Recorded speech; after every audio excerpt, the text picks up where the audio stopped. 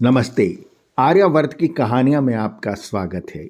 हम पढ़ रहे हैं केन उपनिषद और उसका अंतिम मंत्र इस प्रकार है। यो वे एताम एव वेद अपहत्य पापमानम अनंते स्वर्गलोके ज्येये प्रतितिष्ठति प्रतितिष्ठति।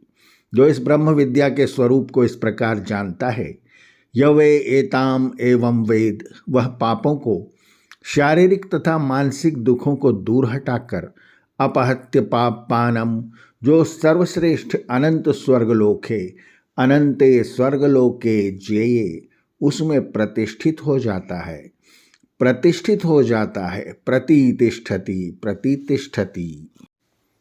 अगला उपनिषद कठोपनिषद है, लेकिन उसको प्रारंभ करने से पहले हम केन उपनिषद के चारों खंडों को संक्षेप में एक बार फिर से पुनरावृत्ति करते हैं।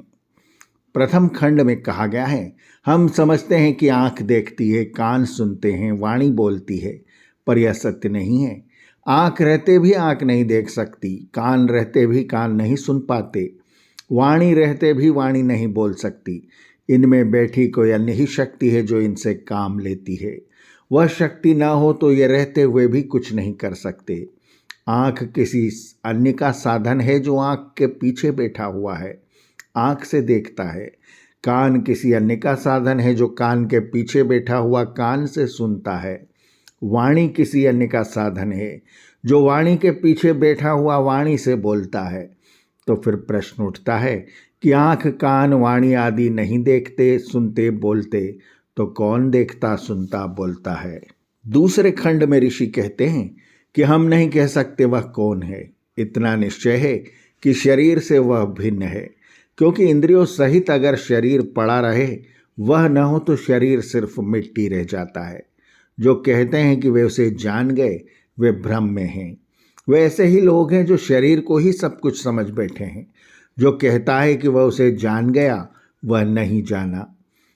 जो कहता है कि वह उसे नहीं जान पाया, वह ठीक से जान पाया, क्योंकि वह इतना तो जान गया कि उसे नहीं जाना जा सकता।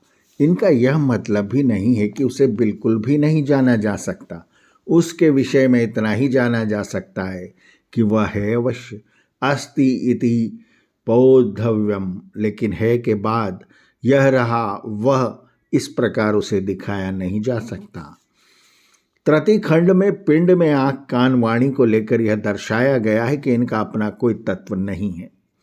ब्रह्मांड में अग्नि, वायु तथा इंद्र को लेकर एक कथा द्वारा यह दर्शाया गया है कि ब्रह्मांड की इन शक्तियों में भी अपनी कोई शक्ति नहीं है। पिंड में आँखों की जगह इस उपाख्यान में ब्रह्मांड की अग्नि को पात्र बनाया गया है, क्योंकि आँखें ज्योति का प्रतीक हैं।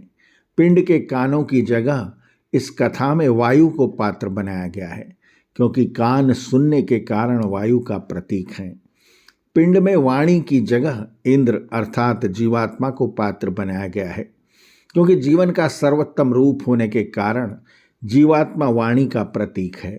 जैसे पिंड में आँख, कान, वाणी अपनी अनंत शक्ति के बिना कुछ नहीं कर सकते, वैसे ही इस उपाख्यान के द्वारा यह दर्शाया गया है कि अग्नि, वायु, इंद्र ये सब ब्रह्म शक्ति के बिना सामर्थ्यहीन हैं।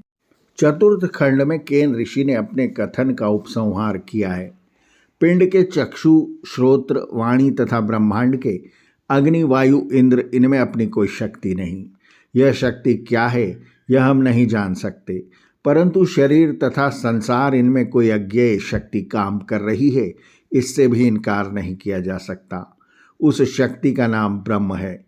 उसकी उपासना यक्ष अथवा वन, इन नामों से भी की जा सकती है। यक्ष का अर्थ भी पूजनीय है, वन का अर्थ भी पूजनीय है। हम अंधकार में पड़े हुए संसार की पूजा में संलग्न हैं। प्रभु सत्ता हमसे ओझल हुई है, परंतु उमा यानी बुद्धि द्वारा ही हमें पता लगता है कि संसार में ओझल हो रही ब्रह्म शक्ति ही उपासनीय है। इस उपासना के लिए तप, दम और कर्म से जीवन को साधना होगा। उमा का अर्थ हमने बुद्धि किया है। ऊ का अर्थ होता है क्या और माँ का अर्थ होता है नहीं।